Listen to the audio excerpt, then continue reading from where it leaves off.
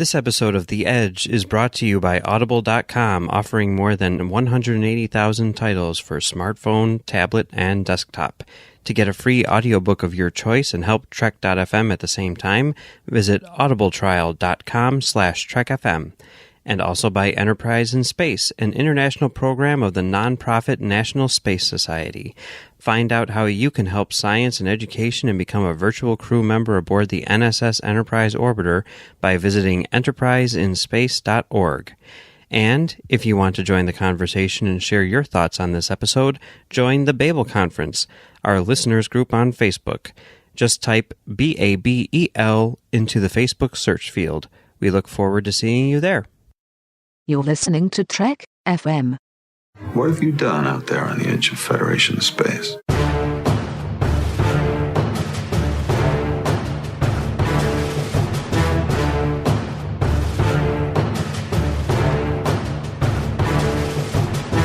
Hello, everybody. Welcome to Live from the Edge, Episode 6. And I am one of your hosts, Brandi Jackola. And with me, as always, is the wonderful, introduce yourself. Bruce Gibson is here.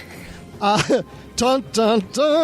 Bruce Gibson is here. So this is always really weird because we always say, like, oh, this is Episode 6 of Live from the Edge, but we're covering Episode 7 of Discovery. So Yes. I don't want anybody to listen to a recording of this and say, oh, they're going to talk about Lethe. No, that was last week.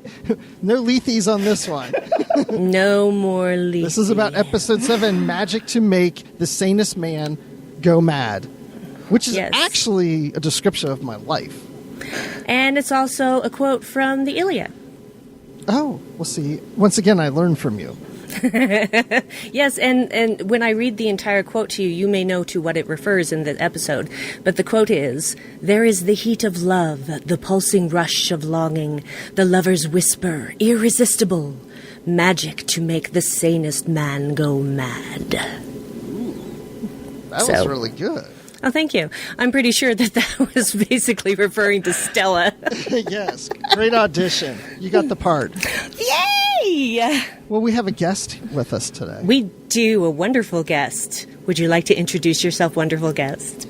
Oh, I will. I'm Heather Barker, and I'm really excited to be here. I've popped in on some of the other Edge podcasts here on Trek FM, and I thought, well, hey, why not pop onto this one? You guys seem to have a lot of fun, so I wanted to have fun too. Well, welcome to the Fun House. Or the jungle. Or the Funhouse Jungle, the Jungle Funhouse. Anyway, yeah, we have fun on this show. Don't we, Bruce? Don't we, Bruce? So, yes, ma'am. Yes, ma'am. Yes, we do. Okay, good. Thank you. Yes, we do. So, yes, we are talking tonight about Episode 7 of Star Trek Discovery.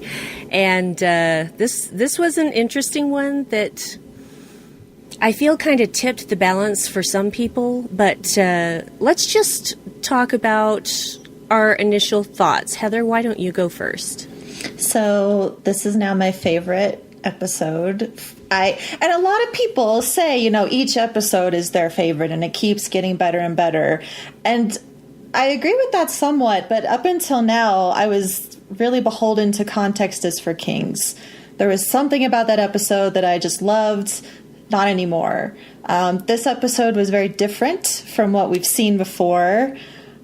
It spoke to me on a personal level, which I'll talk about sometime later in the podcast, but I'm in love with this episode. It kind of made me fall in love with Star Trek all over again. Well, that's wonderful. Bruce, your thoughts? Yeah. So, no, I loved the episode. Okay, so, it's just, I think it's what I've been waiting for. I've heard some people refer to it as being a more light-hearted episode, and I think that's what I've been wanting, because I think that's the time when we really get to know the characters on a more relatable basis. I mean, when everything's like war and dark and everything's heavy and everybody's feelings, and I mean, we've got feelings in this about love and such, but I feel like there was a lot of chemistry between the crew. They seemed fun. The way I like to put it is, I'd want to hang out with these people. So every time I see a new Star Trek series, I'm like, is that someplace I would want to be? Do I want to be on Voyager? Would I want to be with these people? Do I want to be on Enterprise with Archer and them? And this time when I was watching Discovery, I'm like, yes, bring me to the disco. Let me hang out, especially with Stamets because he's hilarious and fun. And, I mean, they're all great. And I love this episode. It is my favorite for sure so far. Brandi, what do you think? It doesn't sound like you're on the same page as us. Oh, I'm totally on the same page as you guys. Yay. Are you kidding Really? me? Okay. It was great. I loved this episode, and there was so much for me to identify with because I am basically what Michael was like at the party. That's me through all of my teenage and adult life as a single person. Now that I have a husband, I don't have to worry about that kind of crap. But yeah, that was me all the time. It's like I don't know what to do. Am I supposed to talk to people? Do I have to talk to people? Maybe I should just go. So I could just totally identify with her in that so much. And overall, it brought me so much joy in so many ways. And you know, we can talk about individual moments that we super loved as we go on, but overall. So it was great joy and gratitude. Great joy and gratitude. Great joy and gratitude. Okay, I'm going to stop doing that because it's going to get creepy. It already is. Yes, that's what I was going for. I love being the creepy girl. It's fun. All right, so let's get into the meat of the episode. So, of course, we see the return of one Harcourt Fenton Mudd, which we knew was coming. And the interesting thing that I first thought when we saw him and we realized that there was some time manipulation going on, I thought, well, how far from the future is he? How long did it take him to get off that Klingon prison ship? Because for all we know, he could have been on there for some time, because he's obviously coming from the future. So weird. It's all quantum stuff going on there. But, and I really I loved the humor. I thought it worked so well. And that's the funny thing about actors doing a drama is people are like, oh, they're a dramatic actor. I didn't know they could do comedy. Yeah. It's actually easier to do drama. Comedy's hard. Comedy is really hard. And if you don't have the right timing, you're never going to have the right timing. And everybody was just spot on. It couldn't have been better, in my opinion. Everybody interacted beautifully. And yeah, I loved Tilly in that party scene. I loved kind of drunk Tilly. And my husband turned to me and said, is this before Synthahol? I'm like, yeah, pretty sure they got real liquor up in there. And good for them. Yeah, I like Drunk Tilly. She was pretty fun. Well, it's like, and I love the way she would play because she would say things and she's just like not looking at the person, looking off, like, I'm in some wonderland, and like, oh yeah, so cool, and whatever. And everybody looks like they're like making out with each other too at times. I mean, this is a very, very sexual crew in a sense. Well, yeah. Well, considering the stress that they've been under for the last however long it's been since we actually got to Discovery, the ship. I've been stressed with these episodes. They've been heavy-handed episodes, and so that's why I wanted to be there. I'm ready to let loose with them and make out with someone. It's just that's what we need to be doing on Discovery. And that's really what this episode was, right? It was a nice reprieve from all of those heavy episodes that we've had, and the first time that we actually get real disco on the disco. Yes, with the lights and everything. It was so great. The flashing lights and the thump and beat, and I'm like, yeah! I kind of want to be at that party, even though it would just be awkward. Yeah, it's classical music to them, right? Yeah. I wouldn't call it classical as much as I would call it classic. Retro. I called it retro. It's retro party. Yeah. Yeah, they had some Al Green up in there. Yeah. There was a good mix. There was a lot of different... There was Wyclef Jean, the Bee Gees, Al Green, And the music, if you listen to the lyrics, the music's, staying alive, it all kind of played in to the show, which I thought was fun. Other people apparently don't think it's that fun, but I thought it was fun. Are other people just terrible, horrible, awful people? I guess they prefer classical music. I don't know. There are people that are just going to they're going to nitpick everything they can. And that's not me. I thought it was really great. And I didn't find that any of that music took me out of the episode. Really nothing did. It was, we haven't quite seen a party like that. I mean, DS9, they have some fun parties, but, we haven't seen a party quite like this. But it's a party that I would like to go to. And I thought that it was really neat to have pretty much an episodic show that was just all in its nice little bottle, right? Yes, a bottle episode, which usually those are not necessarily good, but this one was. Mm-hmm. They knew how to do it right. I just wish Lorca would have come down to the disco and danced his little Lorca butt off and just got into Lorca don't dance. Are you kidding me? Lorca don't dance. I did love him in one of the loops when Michael says that she thought she should be in the cargo bay for bringing aboard the space whale, and he's like, I don't give a damn. And then Tyler says, I think as chief of security I should go too. I still don't give a damn. I loved that. It's just like, just do it. Just do it. So, yeah. I like it when Saru corrects Lorca and says, well, technically it's not a fish. And Lorca just gives him a look like, give me a break. Just like, and Saru's like, oh, yeah, okay, whatever. Space whale. Did anyone think of Andorians the first time that Harry Mudd came out of the space whale? Yep. Yes. And you know what? Does anybody watch After Trek here? Yes. Go ahead. I've been making a point to watch it because they put a ton of like fun little facts and stuff in the show. So getting past what hiccups it's had, I think it's valuable to watch it.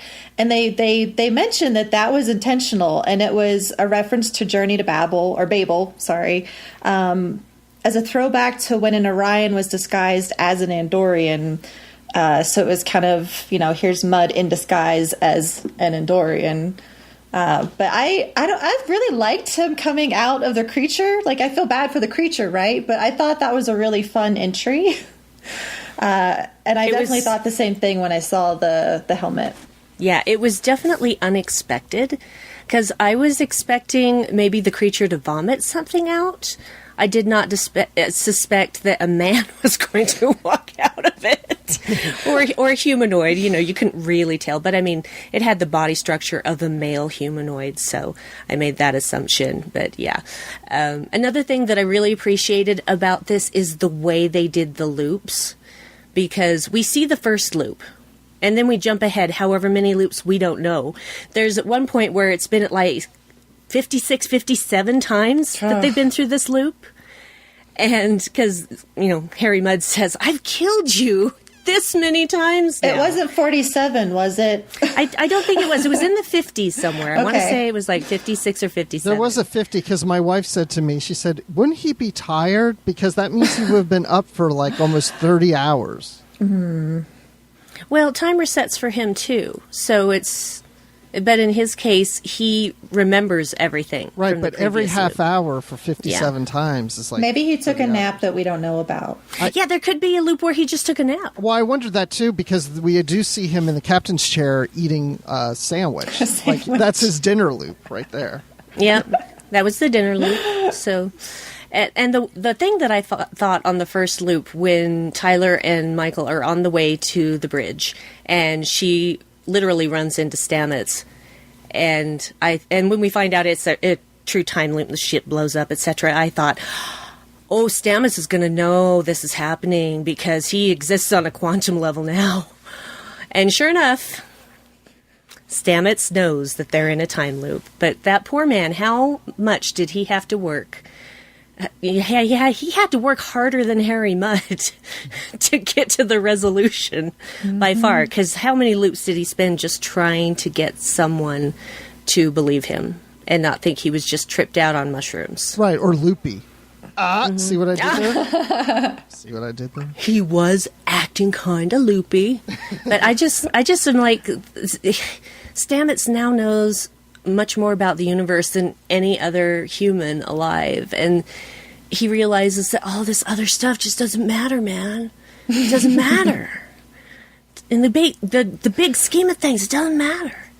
You know, why would you be sorry for this, random thing that happened? And he hugs her. I love it. I love it. So great. I love that so much. And for a second, she's like, and then she puts her. I think that Michael may be touch-starved. I think she doesn't know how to handle physical touch anymore, which is another contributor to her awkwardness at the party. Because when people drink, that's actually depresses their nervous system, so they're not worried, they're not afraid, they're just having a good time. And they do things that they normally wouldn't do. Right. Well, and I like the fact that when she's at the party, she's in full uniform, all buttoned up. Yes, I laughed at that so hard. But then when you see Ash, he's in uniform too, although his jacket's unzipped. Yeah. He's, loosening it up, like, hey, it's time to party. And Burnham's just like, I don't do small talk. I never understood it. What was it? She made that quote about, like, still being the other. Like, she was a part of the crew, but was still alone or still the other. I should have written it down, and I didn't. But I thought that was pretty interesting because I immediately thought of Spock as being the other. And I think a lot of people have approached Discovery thinking, well, who's the Spock here? Like, which one is the other? And quite frankly, I'm starting to feel like they're all a little bit of the other. I was actually making this point to someone earlier today because I have always been what would probably be most easily termed as a misfit. Mm-hmm. And Discovery is an entire ship of misfits who have found a home with each other. So are you finding then that you identify, do you identify most with Discovery as a series because of that? Or... I think that has a big influence on my enjoyment of the series because there is a little bit in every single character that I can identify with. Yeah. Being afraid of everything, not knowing how to handle small talk, being an outcast, being different, not having friends, just all of those and a lot of other things that I'm not going to discuss on a live show.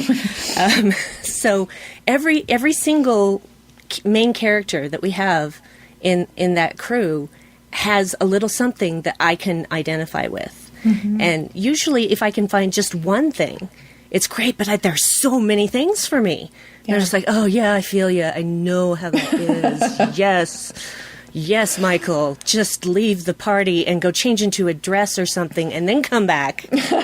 Or not even a dress per se, just, something more casual. Just cash, But I don't know that she has any casual clothes. I don't think that she does. I don't think she does either. She has, the uniform, she has her jammies, and she has, her disco shirt. Yeah. And that's it. But that's her workout gear. She's not going to come to a party in her workout gear. But why would she go to a party in a uniform, too? I mean, she doesn't have the appropriate clothes either way, right? I mean, because she doesn't know how to be at a party. So she's never been at a party. But not everybody was at the party. So no. I wonder why she went. I wonder if somebody convinced her, like, Tilly. You gotta come. Mm-hmm. Tilly. It was Tilly. We all know it was Tilly. Yep. I would have liked to have seen that scene, actually, which that would have been fun to see, because we didn't get a cold open for the first time this season. No, we didn't. And I was like, whoa, okay. But that might have been kind of fun to see as part of the cold open. But I'm totally cool that it started the way that it did, because I think a lot of us, that resonated with us. It's a party. Well, the other thing I noticed, not only is there was no cold opening, and I'm a little slow when it comes to this, obviously, but this is the first time I really noticed that we never see the title of the show in the episode. I hadn't picked that up until this time. Yeah, I miss it. I always love seeing that, because then I know that's just how I've learned Star Trek over all, the years, is that there's the title. Okay, that's what I'm watching. And every time I watch, whether I've seen it once or 5 times, I make a note of that. So I definitely miss it. And it's been fun when they mention the title in the episode. And they're not doing it every episode, so that's good, because then it might get to be a bit much. They got kind of close in this episode where Harry Mudd was starting to say something about magic, and I was like, oh, here we go, but he didn't actually say it, so that was cool. Yeah, well, he probably was trying to, he's still, he's not really in love with Stella, because when Michael comes to confront him in one of the later loops, and, she talks about Stella, and he's like, what? Oh, yeah.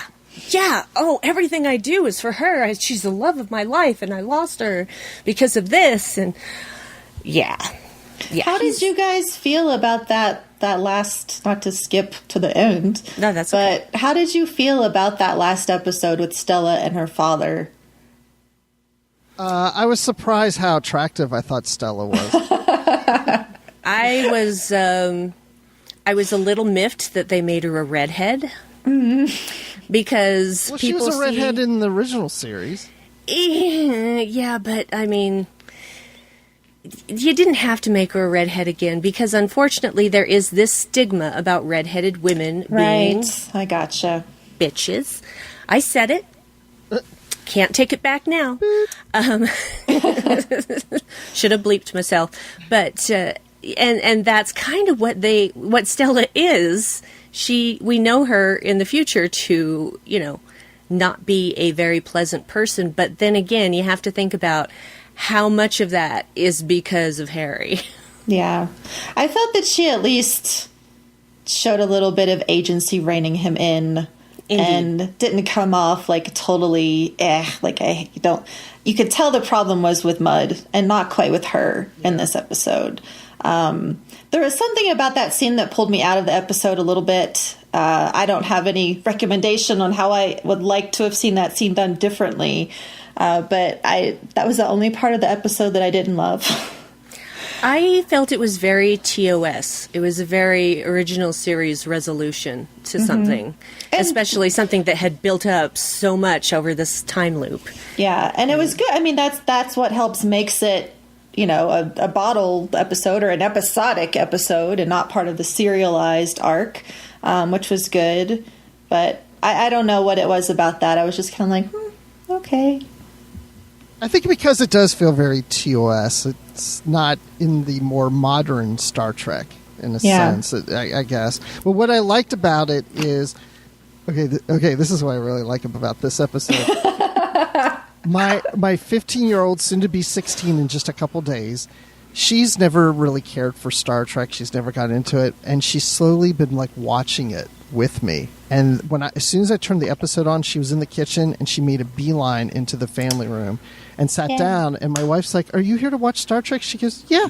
And she watched the whole thing. And then she was asking about Stella. I'm like, "Oh yeah, she was in the original series episode." And we watched I Mudd after that. And she watched it. I'm like, "Oh my gosh, now she watched the original series." This is the only time she's really watched Star Trek that wasn't JJ movie or a Tribbles episode. That's awesome. Now she's I'm hearing a lot of that with people that are already Trekkies bringing family members that previously didn't watch. They're watching it now.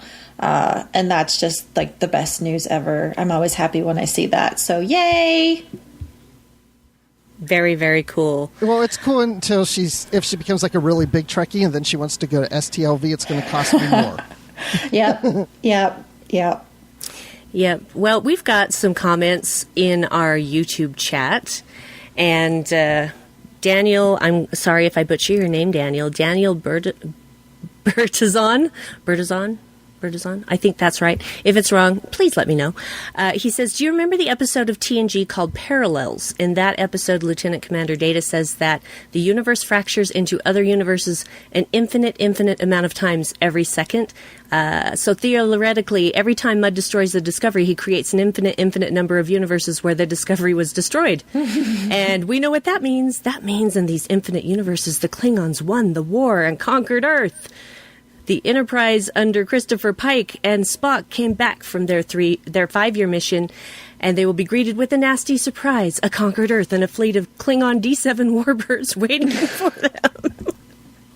But it's true, we talked about this because that's quantum physics right there. Every word out of my mouth is creating a new reality, and every word that I don't say is creating a new reality. It can get mind-boggling. Yeah, that's where I just go back to, hey, it's television. I can't think too much about the show, and I really love that people do. I love all the fan theories and that everyone's watching the episode and processing it and coming up with all this, because I'm not doing it. I'm just sitting down and watching the episode and then podcasting about it for a week later, right? But sometimes I just have to sit back and say, all right, it is science fiction. And I can't focus too much on the real science and where it may not be hitting the mark on real science. I think there was another issue with the dark matter that came up today and how you can't really use dark matter in the way that they're using it in that episode. I don't remember all the specifics behind it and why it doesn't work that way, but I'm just like, hey, it's cool. Here's my personal feeling on that. What we knew about physics 100 years ago compared to what we know now about physics, the difference is staggering. Mm-hmm. What else are we going to know about physics 100 years from now? Mm-hmm. How much are we going to find out that we were wrong about? Because we know about 4% of the universe. 4%. 4%. That's infinitesimal in the great scheme of things. So how do we know that dark matter can't be used that way? Exactly. How do we know? Exactly. It's like, back in the old days, they'd say there's no way. It would be impossible for the Earth to be round. It would just be impossible. Yeah, and the sun goes around the Earth. I mean, that's obviously what it is, and we're going to lock up this guy for the rest of his life because he said differently. Galileo.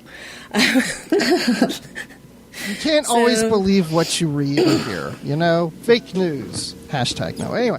Oh, no, don't bring fake news into this. I thought at least that, like, the special effects for the black mat, the crystal stuff, or the little purple one, right? That was the crystal. Yeah. I thought that was really well done and pretty crazy. It was, Burnham, even though she knew what was going to happen, she still sacrificed herself at that one point. And then ultimately, she was sacrificing herself for the plan, which was a facade all along. Yes, I like the twist. The twist was great. I knew that they had something up their sleeves, and would any of this have been possible without Stamets? No. No, it would not have been. MVP. Stamets gets MVP because he is the man. It's just been so much fun. And I can't wait until the season is over. And then we go back and we think about all the things that we said. We watch the episode, we do a podcast, we say all these things. How much of that is going to be irrelevant? Because, we met Stamets for the first time and a lot of people were like, ugh, he's awful. I don't like him at all. Ugh. And now he's like this great, wonderful character that so many of us just completely fell in love with. Because we had to get him high to make him somebody everybody loves. But I always felt like he was just kind of being reserved with Burnham, and that's the way he was, that he was probably a cool guy. It was just, he's very standoffish, like, okay, you got to prove yourself to me. And I think before he even got to the point where he started dipping into the mushrooms, where he started loosening up because he got really excited and stuff. So I think we're seeing more of the real Stamets. It's just helping that he's doing mushrooms at the same time.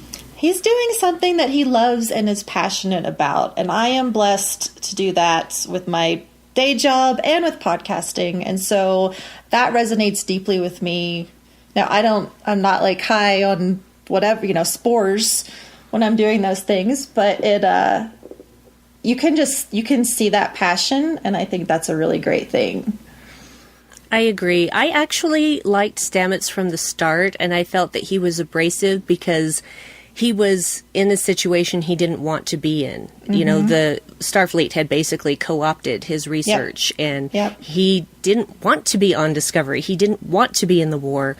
He was a scientist, and as things go along, and he literally becomes part of his creation, and now he sees the universe completely differently in a way that no one else can. And so I don't really see it as him being high. I see it as him being in an altered state of reality. Enlightened. Transcendent. Yes, all of those things. Yeah. All of those things. It's really neat to see that. I feel like I'm trying to think back to when Kes was ascending or whatever in Voyager. I know she wasn't all like that. But yeah, I'm glad that we're all in the same camp on the OG Stamets, because I felt the exact same way. I liked him then. I thought he was just reserved. I didn't think he was overly mean or anything like that. And it's been really great getting to know him. And one of my favorite parts of this episode was the scene with Michael Burnham where they're dancing. Yes. And I tweeted it today because, we've got the very real fact that we have, our first gay couple on Star Trek. And the dialogue in that scene, though it really applies to everyone, love isn't logical, never hide who you are. Seeing our gay characters say that is just, I had to tweet it. I took screenshots and I tweeted it because just thank you to the writers, to everyone for having that representation there. It speaks volumes to those of us in that community. And I thought it was just such a poignant, wonderful, emotional moment between the two of them. Plus we got to learn the story between, what is it? Colmets now is the official... Colmets. Yeah, Yes. the That's official what they say on relation. After Trek, Yes. yeah. Yeah, well, I think in Twitterland we prefer like Space Boo or something. Space Boo. Space Boo. But it was really, I just thought that whole scene was so well done. It made me cry. It resonated so deeply with me, and regardless of any connotation it may have, it was just such a wonderful scene. Between the two of them. And then when they were holding hands, like when the loop was about to end and they're holding hands. Yeah. Representation matters. It matters. One thing I'm sorry, go ahead. I'm sorry, I just wanted to get in with Stamets while we're still on it, because Just Tuned In says the more Stamets becomes unstable, the more likely it is that something happens that makes Federation decide the spore drive technology is not feasible and discontinues it, thus not seen in the future. So is Stamets the thing that makes it not viable in the future? We learn from that. Well, and I wondered with the title of the episode, because I knew like Stamets was going to be featured in it, and I kind of wondered, like, is this actually him going mad? And really, I think that in context, the title of this episode can apply to several situations in the episode. Even maybe Burnham and Tyler. But I do wonder, like, what is going to happen with Stamets? Is he going to lose his mind at any point? And when will we ever see that strange reflection in the mirror again? Yes. We probably will. I don't think that they would put something like that in an episode for no reason. I am not at this point, I'm not certain it's necessarily going to have anything to do with a mirror universe, but it might, because what is a mirror universe? A mirrorverse? Mirrorverse. That works. What is a mirrorverse except another quantum reality? So, it wouldn't bother me, but just please don't do the same mirror universe as Deep Space Nine, please. Please. I don't want to go back there. I just don't. I did not enjoy any of those. Not any of them. I'm so sorry, Deep Space Nine. I loved everything else, but that just really sucked. Did you like the Mirror Universe in Enterprise, in the Mirror Darkly? Well, here's the thing. I don't remember that episode, and I'm still only in season 2 in my rewatch, so I'm getting there. Okay. But my guess is that I probably will like it because I am just loving rewatching Enterprise. It has been a revelation, I guess is the best word for it. And just love it. And then when John Billingsley got on Twitter, I'm like, follow immediately. Yay. That guy is like one of the best Twitter follows you will ever have. Ever. Him, Anthony Rapp, Jason Isaacs. Yeah. Enough said. Yeah. I Anthony Rapp fans, I'm calling us the Shroom Army. Like hashtag Shroom Army. Yes. He's been amazing. So So what do you think about Tyler? Like, do you think Tyler is Vogue at this point? Because it's like, I don't want him to be. He's such a good guy. I don't want him to be either, because I actually really love Ash Tyler. Same. We all do. There's a fan club now. Yeah. He seems so, what's the word I'm looking for here? Without guile. And that's a rare thing. And I'm still looking at everything through the filter of what if he was Vogue, and it just breaks my heart if that's the direction they go. And it makes my heart hurt. It's like, I can't do that. I can't. I've Don't heard want the fan theory that if he does turn out to be Vogue, then perhaps he will have, been with humans for so long, well, humans and others, that he will then defect to their side. Well, my personal opinion is, and I said this during our discussion of Lethe, is that because Lethe refers to a Greek goddess, but also the river in the underworld that is the river of forgetfulness, and drinking from its waters will make you forget. Mm-hmm. What happened to Vogue when he went to these matriarchs? Mm-hmm. If Tyler is Vogue, he doesn't know it. No.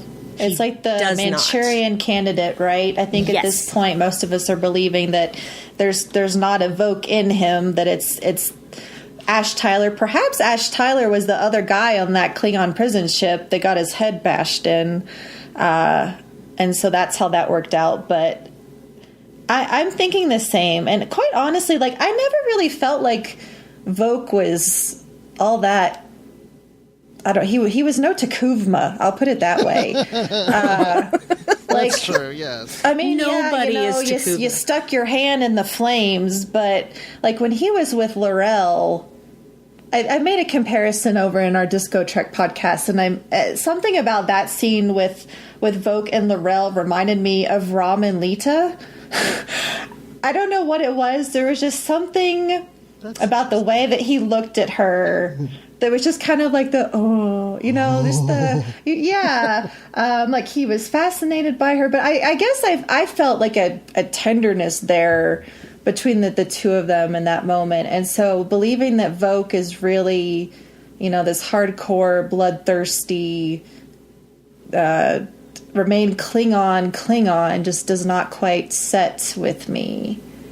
Well, and if that is the case, that Tyler is Vogue and he doesn't remember, what's going to happen to Vogue when he realizes he's been masquerading as a human this whole time, and having good relationships with humans and falling in love, and how much is he going to hate himself? So I really just hope that is not what's happening, because I want to keep Ash Tyler forever. I want to keep him too. I guess my thought is I don't want him to become Vogue because it just seems too obvious. Mm-hmm. Like everybody's thinking that. It's like, and then when it comes, we're all going to be like, yeah, well, we saw that coming. We've known that the whole season, and they're acting like it's a surprise. Like, to me, it's, I don't know. I feel like they're trying to throw us off on something. And I'm looking at here in the comments too.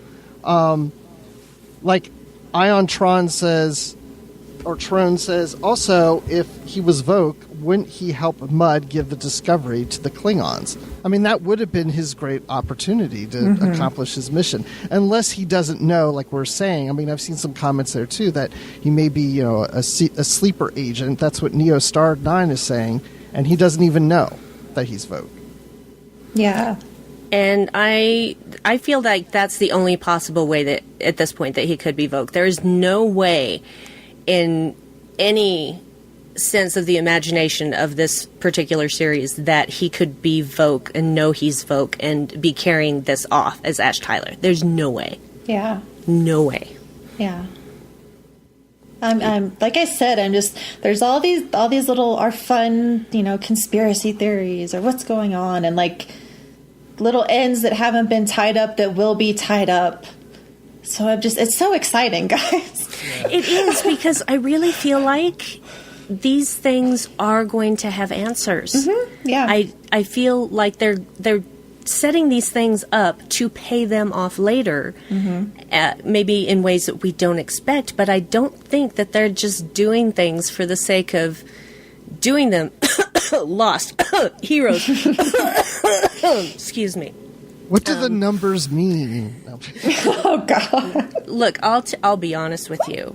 I watched half of the first episode of Lost, and when the plane crashed, I said, they're all dead. I worked for an airline for 4 years, and I know what's survivable and what's not, and that plane crash was not survivable. Very few plane crashes are. So I'm just like, oh, they're all dead. Well, I don't need to watch this. Click. Oh, I'm sorry. Spoiler if you haven't seen Lost a million years ago. They're not dead. There you go. So I'm looking here on Twitter, and we have at Holbach R. Renee has tweeted 4 tweets to us, all one thing, here, saying one of my favorite bits from this episode was the story about how Kober and Stamets met. This seems to be a pretty clear nod to the novel Master and Commander by Patrick O'Brien, the source of the movie with Russell Crowe. In the book, the two main characters become besties after almost getting into a fight with one another. After almost getting into a fight after one of them hums and taps his foot out of time at a concert, setting up a friendship formed on the basis of canon that would go on to span 21 novels. Wow. I haven't read Master and Commander. I've heard of it. I'm familiar somewhat with it, and I've seen the movie. But yeah, maybe that's where that idea came from. Yeah, I've seen the movie forever ago when it came out. I've never read the novels, but I like it. Sounds good. I worked at a bookstore when you were working at the airline? Out. Oh, I'm sorry. No, this was after the airline. Gosh. Brandi, have you worked everywhere? Yes, I have worked everywhere. It's easier to tell you where I haven't worked, okay? But yeah, I remember when the book version the movie version cover of the first novel came out, and I'm like, oh great, now I have to find another space to face these out. Thank you. Great. So that's basically my experience with Master and Commander. Oh no. I don't have enough of these books on the shelf already. Where am I going to put another facing? Ugh. Perhaps we have some kind of like literary Treks tie-in where they read that and then comment, like come back and comment on Discovery. All 21 novels. You have to read all 21. All 21. Mm-hmm. Oh. We'll have to do that on literary Treks. Do all 21 novels. Yeah. Don't. Because sometimes when you do that kind of undertaking, if you're doing it specifically to talk about it on a show, it might, with that many novels, start to feel like a chore rather than a pleasure. And we wouldn't want that for you. No. I read a lot of Star Trek novels for literary Treks, and it still does not feel like a chore, just saying. Well, that's because they're Star Trek novels. That's right. 21 sequential novels for Master and Commander might do you in. If you had to read them. That's true. But if you want to read them, that's a different story. I could read them if I had a time crystal. Yes, you could, even if the loop was only 30 minutes, man.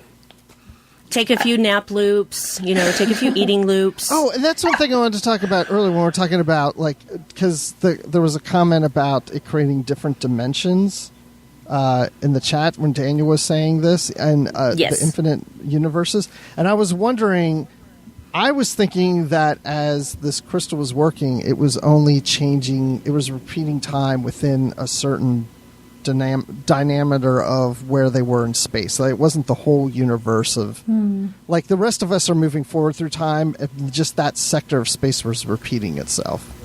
Yeah. I don't know, and it would therefore not creating other universes because it's self-contained within the universe. Yeah, that could very well be it, because everyone else was reliving the same day except for Harry Mudd and Stamets. Right. They were the only two people that knew what was going on because they both existed outside the time loop. That's true, yes. So, this is where we need Ethan Siegel on, who wrote the book Treknology. And if you want to hear more about that, tune to Literary Treks episode 208. Thank you. Write that down. 208. We had him on, talking science. Anyway, that's my little plug. That's what we do on shows. Science is fun. It is. I love science. Just dance with me for science. Yes. Right? I love that. I really love that despite this being a time loop episode, I never got bored. Exactly. We saw so many different things happen. We didn't see the same events over and over again. Something different happened every single time, and they kept it completely interesting. They kept us enthralled every second. Yeah. It was nice not to be bored. Yeah, like that one TNG episode. Oh yeah, that one. There is the theory of the Mobius, where time becomes a loop. That was actually sampled on a song that I have by a band called Orbital, and then the time becomes a loop thing becomes a loop in the song. That's funny. That's funny. So, but yeah, because that episode, yes, they tried to do different things a little bit every time, but you kept seeing the same events over and over again, and maybe not in their entirety. But it got to about halfway through the episode where I'm like, oh, I don't want to see them playing poker one more time. Yeah, especially if you watch that episode several times. Yeah. So, which is, this was kind of a homage to that as well. But they did it in a way that was way more interesting. And, yeah, because basically Groundhog Day took that idea and ran with it. Yeah. And that one started to get tedious. But then when he was coming up with all the different ways of trying to kill himself to end the loop, all of these things got really inventive. And then he decides, I'm going to learn piano for an hour a day. For how many loops until I could just play like a master? Do you know how long that would take? Because I took piano. I know. At least it's a positive use of time. I've heard some pushback today about the fact that Harry Mudd is now technically a murderer. Well, what's wrong with that anyway? He's a despicable human being. He's not a murderer within the existing timeline, though. Yeah, and I didn't get too much. I tend not to get involved in those conversations, but I thought it was interesting. I think that they're feeling that it's taking away from the comedic, I don't want to say legend, but the TOS Mudd and the TAS Mudd were not quite as dark, and that it kind of takes away from the lightheartedness of the character. Yeah, but I guess now here's the thing. So I don't know if Harry Mudd would kill someone had he not known that history is just going to be wiped away in 30 minutes. I mean, this is not a grotesque way of killing. He's using, laser guns that just evaporate people. And so I think he just feels like, oh, I can go around and shoot everybody, but they're all going to come back to life anyway. And I'm just saying, if you knew that time was going to repeat every 30 minutes, you would probably do things. I'm not saying kill, but you would probably do things that are out of character that you normally wouldn't do, that you would say, you know, I would never really do this in real life, but I'm going to take a shot at it. Oh, I didn't mean that literally. Like, I have a personal example of why that is not true for me at all. But here's the thing about Harry Mudd in the original series. He's basically a sex trafficker. But he doesn't kill anybody. That funny. Yeah. No. But he's not a murderer. You're right. I don't find him to be, I mean, he can be comedic, but he's not a funny character. No, he's not, and I so prefer. many people see him as that way. Like, that is, it's so interesting to me, because, you know, a lot of women are not fans of Mudd, right? For the reason that we've just pointed out. But who is a fan of Mudd? I don't know if anybody's. There are so many people, and I think, I mean, I had kind of thought that was a reason that they brought this character back. Was because so many people enjoy this character so much. I was not completely opposed to seeing the character again, and I think that Rainn Wilson has done a really great job with the character. And according to a Twitter poll I did the first time we saw him, people were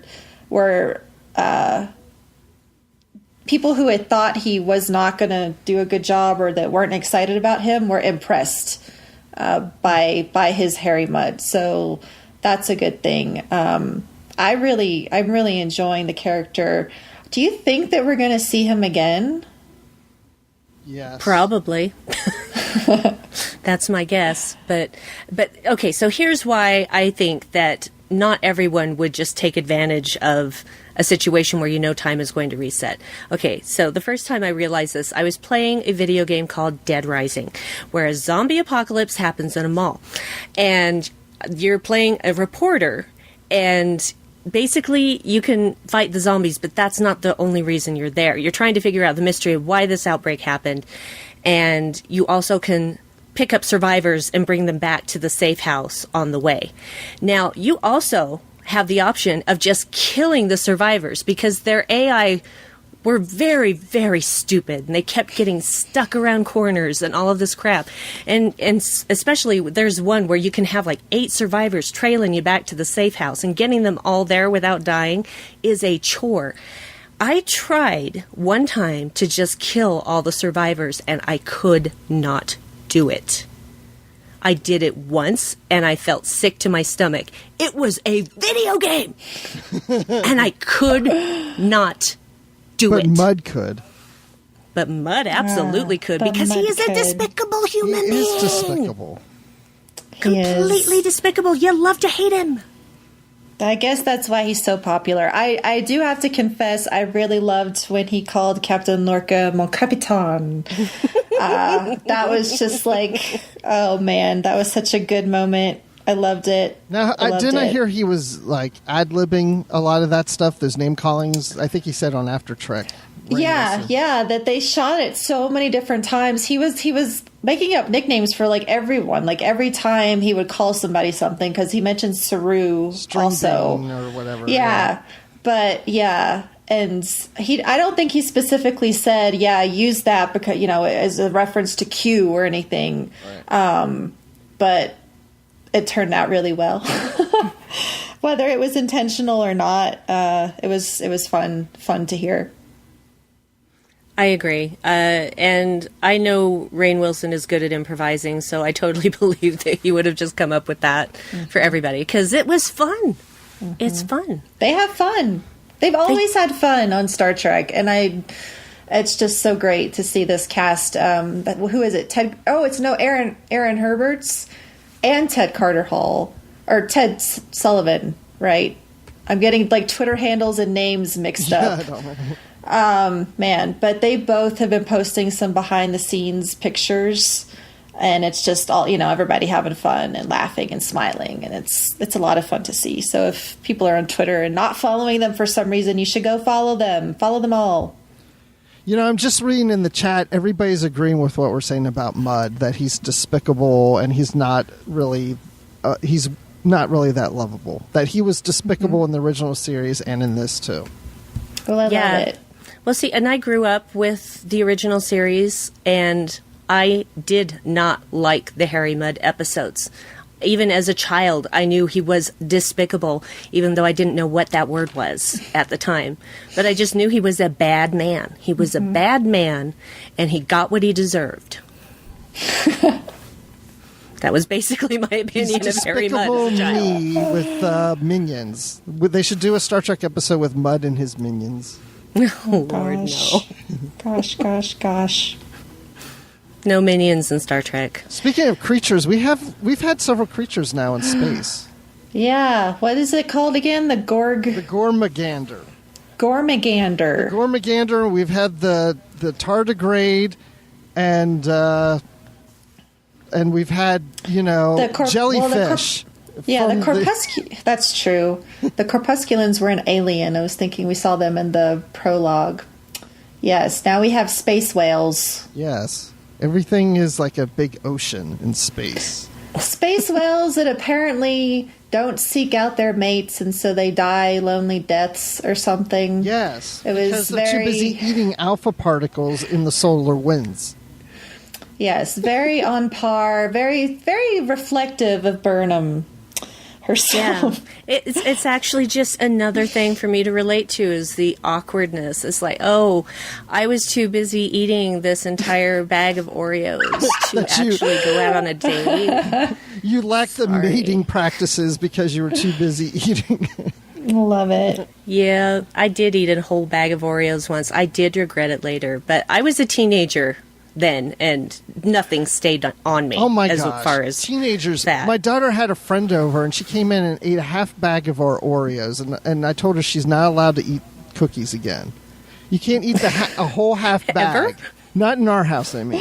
Because Okay. I don't want our Oreos gone.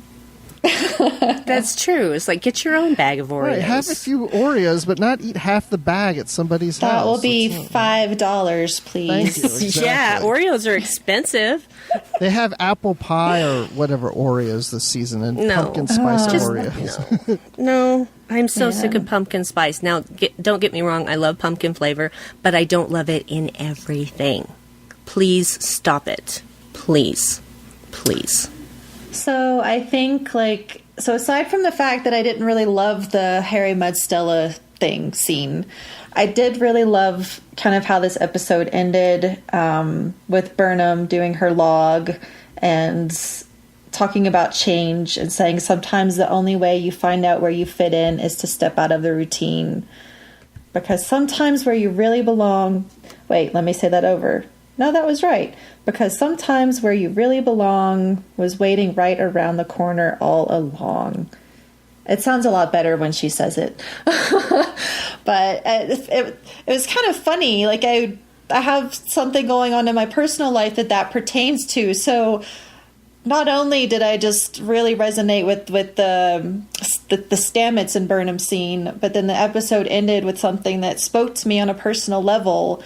And I think that's a very large part of why this episode resonated so strongly with me. I was like, oh my gosh, Star Trek was just talking to me.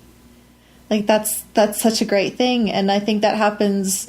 I think that's happened throughout the history of Star Trek. And that's one of the reasons that we love it so much. We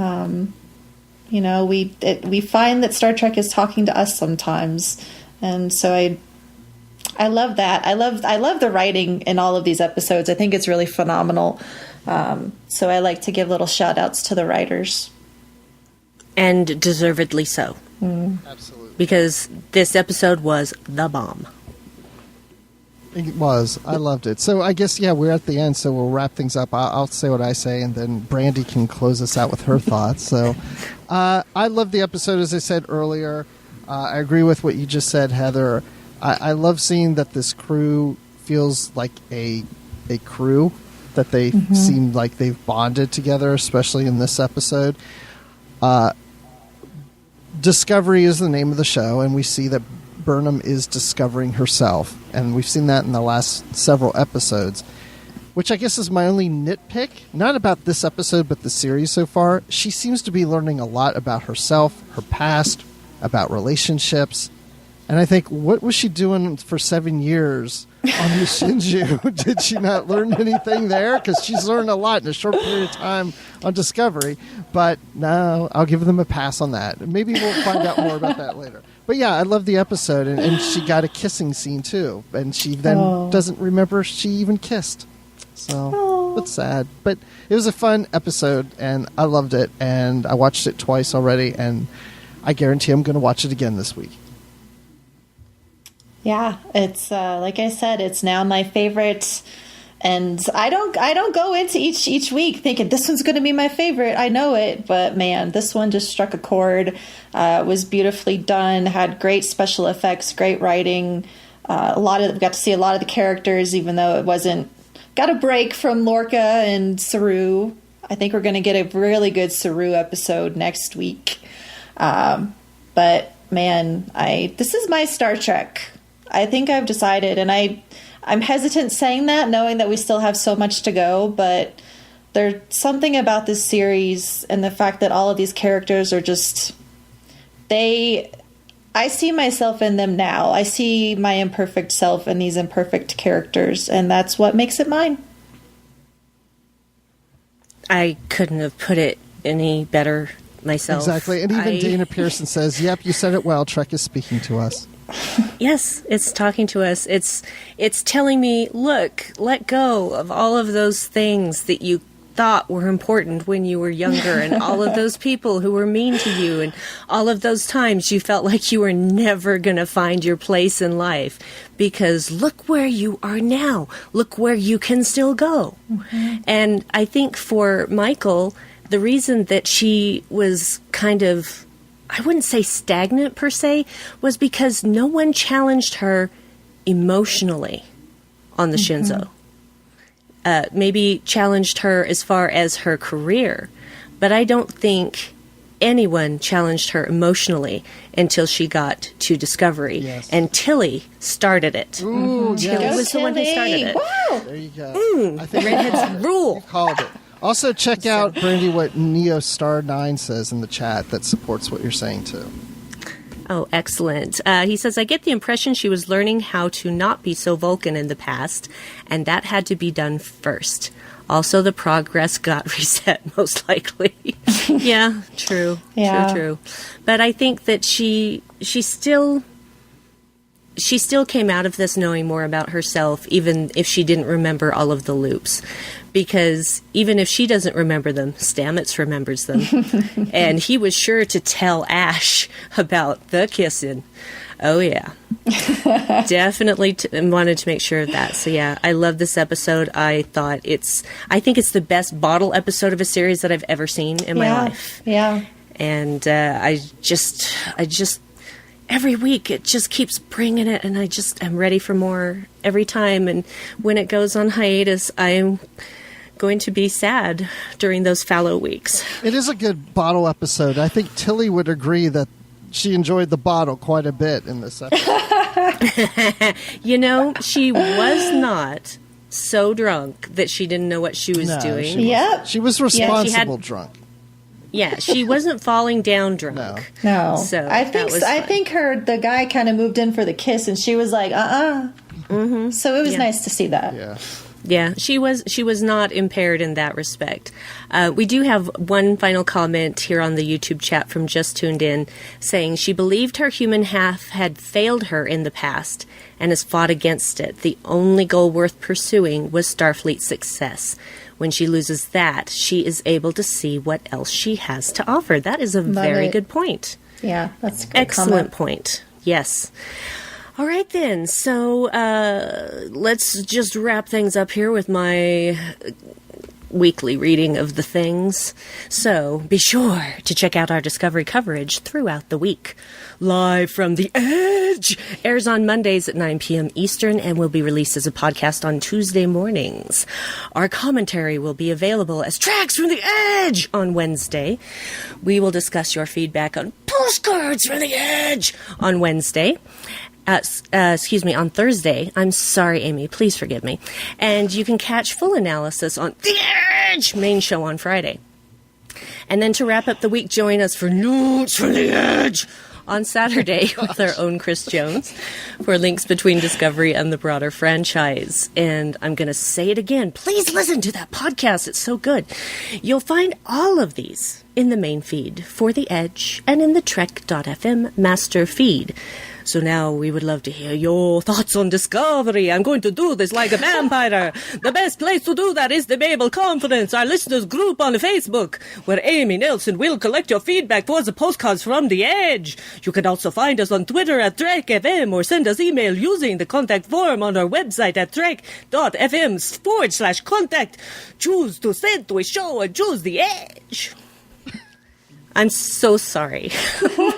We would also like to thank all of our associate producers, who are Norman Seelau, Tony Robinson, Thomas Paleo, Lisa Slack, Shoab Mirza, and Richard Rutledge. And if you would like to keep all of these shows going with your help and even become an AP, associate producer for those not in the know, then visit patreon.com/TrekFM for all of the details. Wow. Now I know why you like doing the ending.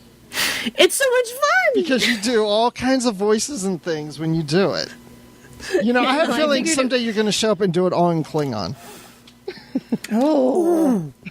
Oh, I got to get in contact with my friend and see if she can translate it all for me. No, she's got enough on her plate. I'm not going to bother her. I'm just going to go to Google Translate and put it on Klingon and see what I can do. You can do it. It's a challenge. You must do it now. But the pronunciation is what's going to be the problem. You can ask Robin. You can ask Canada Aviatrix. I know. She's the person I was thinking of. Yep. So, yeah, she's awesome. So, Heather, thank you so much for being here tonight. It's been a true pleasure. Yes. And I hope you had a good time. I did. I love talking about Discovery. I try to hop on all the, I get around. I try to go on all of them so I can just talk all week. I'm like, watch this. It's like Sunday, watch Discovery, take notes on Discovery, Monday through Saturday, talk about Discovery all over the internet and podcast land, and then just watch Discovery again. It's the best. Yeah. Fantastic. So tell everyone about all the places we can find you besides The Edge. Oh, all the fun places. So, okay, on Twitter, my personal handle is LLAPosper. I do 2 different podcasts on there. You can find us at disco_trek is our Discovery podcast, and then Shore Leave, all one word, is our other convention-centric podcast. The main show is Tricorder Show, and then you can find us on the tricordertransmissions.com or shoreleavepodcast.com. Okay, so you guys have no excuse for not seeking her out. Come on. That's plenty of places to go. I love Friends. I love to talk about Star Trek. So follow me on Twitter. We'll talk about Star Trek all day long. Excellent. Bruce, where can people find you? Well, I'm glad you asked. So, do I have to do voices and stuff? I mean, I feel like, No. Okay. Well, you can find me here on the network on Literary Treks with Dan Gunther talking about the Star Trek books and comics. You can also find me here on The Edge doing live, which I'm doing now. And you can find me talking Star Wars on the Star Wars Report podcast. That's at starwarsreport.com with Riley Blanton and Mark Herleman. And you can always find me in the Babel Conference, and I'm on Twitter at Admiral_Rex. Fantastic. And as always, you can always find me just kind of bumping in and out of the Babel Conference. Some work days are harder than others, so sometimes I'm silent for a while. That's why, because work. And I'm Brandywine12 on Twitter. That's BRANDIWINE 12 on Twitter. And I also do a podcast with my husband Dave called The Dark Corner Podcast, where we look at life and pop culture through a darker lens. There is swearing. You've been warned. Where's the spooky podcast? Blah, blah, all blah. year round. Yeah, that's why I had to do the Dracula voices, because by the time this comes out as a podcast, it'll be Halloween. I didn't wear a costume. I totally should have worn a costume for this. I'm in half a costume. Tomorrow my hair is going to be much more teased up. There's going to be a lot more makeup and a very 80s goth chick vibe All going. right. Love it. So. I think I'm going to be a bloody mummy or something. I don't know. Sweet. I love being covered in fake blood. It is so much fun. I know that sounds weird, but it has happened to me in a zombie sketch show So wait, anyway, you like to be covered in fake blood. You worked for an airline. You worked at a bookstore, and you're a zombie reporter. I've learned so much about you tonight, Brandi. So many things. And Heather got a shout out by Anthony Rapp for her show Disco Trek. Oh man, the biggest thing is I just wanted him to know that, you know, we as fans have his back. It's been a rough week for him. He came out last night, pretty much. The news broke that he had been sexually assaulted by another very well-known actor. Drama. I made a point in our last episode to just say that, you know, we're behind you 100%. And the fact that he listened and he heard that just means the world to me. I mean, very humbled by his attention, and I'm glad that he hears us because we are the Shroom Army.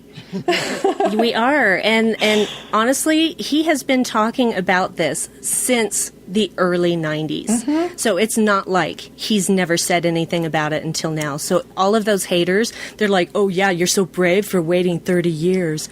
No, he didn't. Yeah. Okay, do your research. No. And even if somebody did, I'll just, you know, I